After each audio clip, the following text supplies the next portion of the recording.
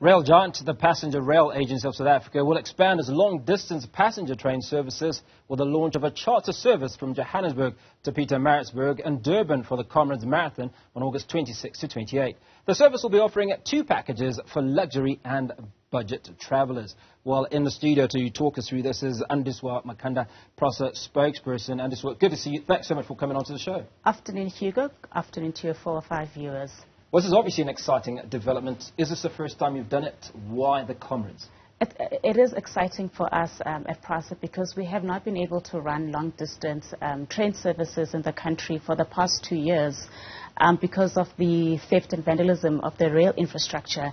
So it's taken us this long to try and fix the rail network, especially for long-distance travelers. And given that there's high fuel prices, the expensive accommodation out there, we thought that Comrades Marathon is symbolic to the commitment and dedication that we have in recovering the services. So that's what we want to do. We want to demonstrate to South Africans that we are committed to recover the services, because everyone's been asking, when is Johannesburg to KwaZulu-Natal reopening? When is Johannesburg to Messina reopening? And that is what we're doing. We're recovering those lines. Messina also will be getting back online very soon. So I suppose in many ways what you're saying is that it is all happening, and those questions for long-distance travel are being answered. So this is a trial, I'd imagine. What can those passengers that are travelling on this train expect? This train, it's like a special edition for Comrades Marathon. We have extended it to the general public, people who want to travel to KwaZulu-Natal the next weekend. Also to fans and supporters, because it's quite expensive to travel to KwaZulu-Natal. Accommodation is very expensive, so here's a cheaper way to be part of Comrades Marathon. We are going to be at the Mabhida Stadium so that even supporters can be there to receive and welcome the athletes as they come through the finish line. And so we are offering dinner, bed and breakfast in the services. So it's an overnight... It's an overnight service, and the ticket prices are for an all-round trip. So it's to and fro in the same ticket prices from as little as 800 rands. But we're also offering free massages. You know, a lot of issue with a lot of you're obviously getting a lot of people excited about that. Exactly. and you know, the problem with Comrades Marathon is that a lot of the athletes can't take down their families with, because it's quite expensive. And driving can be cumbersome. So here's the train. You can sleep overnight, get there on Saturday. We register the runners. We travel to Mabhida. You don't have to do anything. You just relax in your cabin, bring a book to read. I know a friend who's got a book on trains, so bring your train books to come and read. But there's a lot that's going to be happening. There's also going to be entertainment.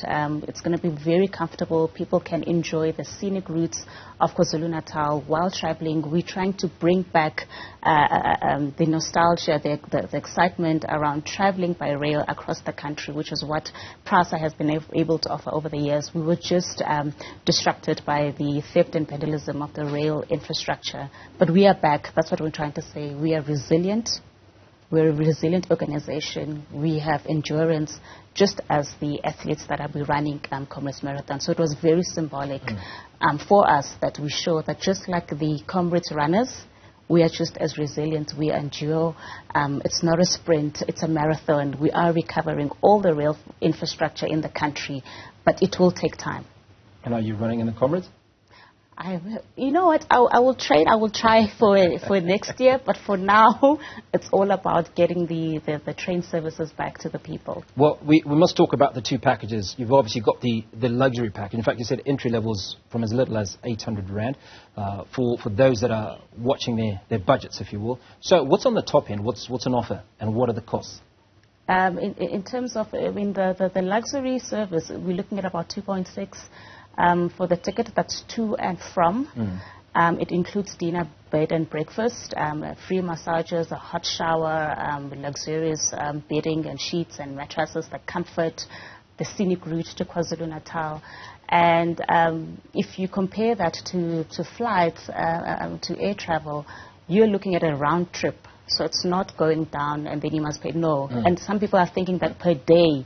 No, it's actually a round trip, and it's inclusive of dinner, bed and breakfast. Obviously, for the economy class, we will be selling, we'll be providing catering at a cost. They'll have to buy catering on the train. And so the one thing that we must talk about that sadly has been synonymous with rail travel is security, or the absence of it.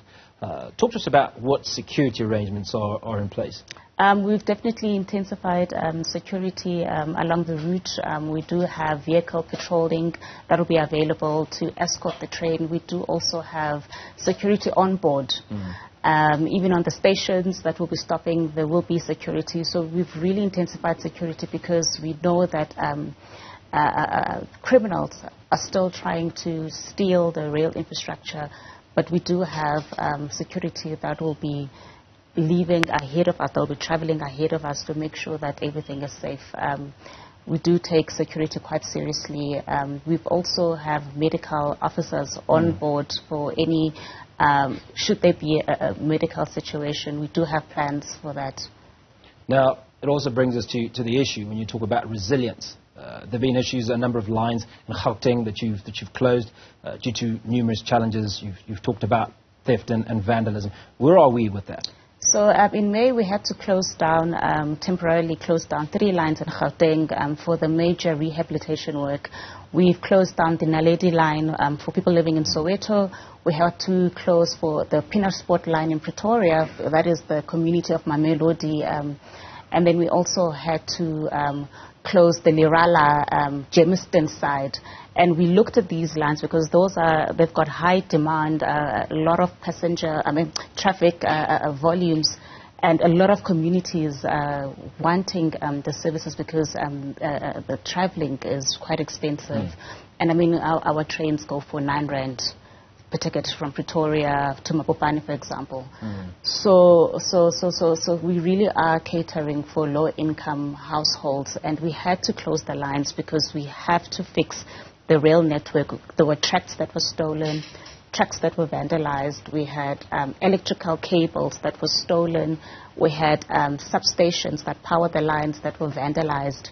And so that work is making progress. We are looking at end of September, for example, for people living in Mamelodi. They can look forward to the train services in that area. But for those 3 lines, we're looking at end of October, we will have those services back online. Final question before we let you go. One of your key focus areas has been high demand corridors, and I know you touched a little bit about that, but talk to us about what the plans are for intercity or certainly inter-province. And I know a few years ago you used to run inter-country trains as well. Yeah, definitely. So part of the thing is we've taken a priority, 10 corridor priority approach, given because the network has been decimated. It goes in thousands and thousands of kilometers. We're talking about across the country, in Eastern Cape, KwaZulu-Natal, Gauteng, and Western Cape.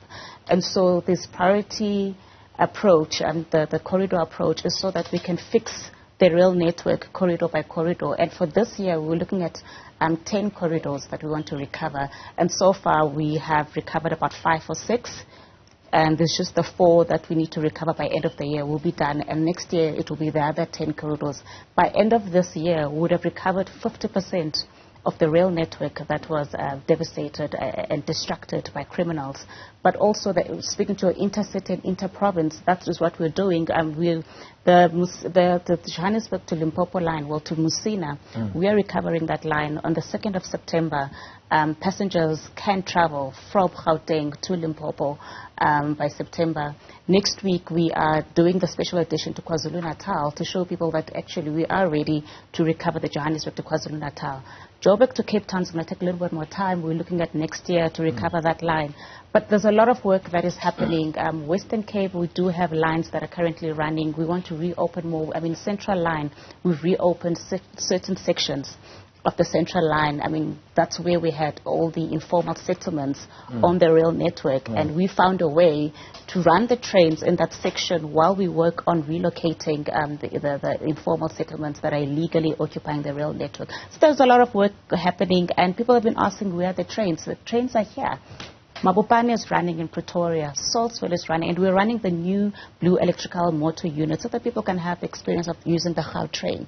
The low-income households, they can have that experience of a luxurious service in the townships.